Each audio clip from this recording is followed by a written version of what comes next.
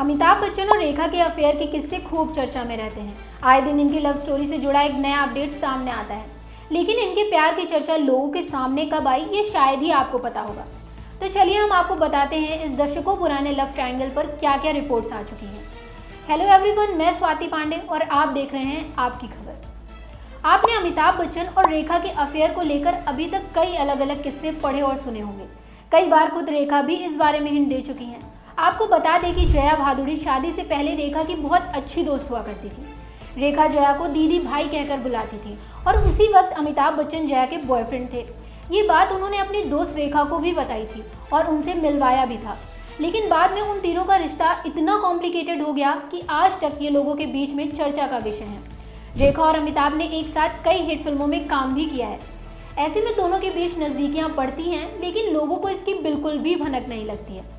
इतना ही नहीं, दोनों के बाहर किसी दोस्त के बंगले पर मिलने के चर्चे भी थे। पर एक दिन एक फिल्म के सेट पर कुछ ऐसा हुआ जिसके बाद रेखा, जया और अमिताभ की जिंदगी में बड़ा बदलाव आया। जया बच्चन और अमिताभ बच्चन शादी के बाद जिंदगी को खूब एंजॉय कर रहे थे और दोनों बहुत खुश भी थे।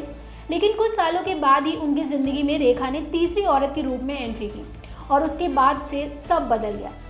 रिपोर्ट्स की माने तो रेखा और अमिताभ के बीच अफेयर 1976 में दो अनजाने के सेट पर शुरू हुआ था।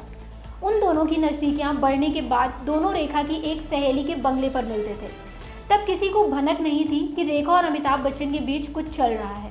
बताया जाता है कि 1978 में गंगा की सौगंध फिल्म की शूटिंग के लेख के दौरान किसी साथी कलाकार ने रेखा के साथ बदतमीजी कर दी थी, जिसके बाद अमिताभ बच्चन अपना आपा खो बैठते हैं। सेट पर हुई कहासुनी के चर्चे बाहर तक पहुंचे और उसी के बाद से उनके अफेयर के किस्से गॉसिप मैगजीन्स के कॉलम में लिखे जाने लगे।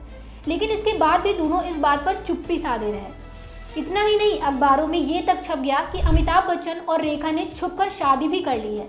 इन खबरों का असर अमिताभ बच्चन की शादीशुदा जिंदगी पर भी पड़ रहा था और जया बच्चन इन सब बातों पर अंदर ही अंदर परेशान हो रही थी।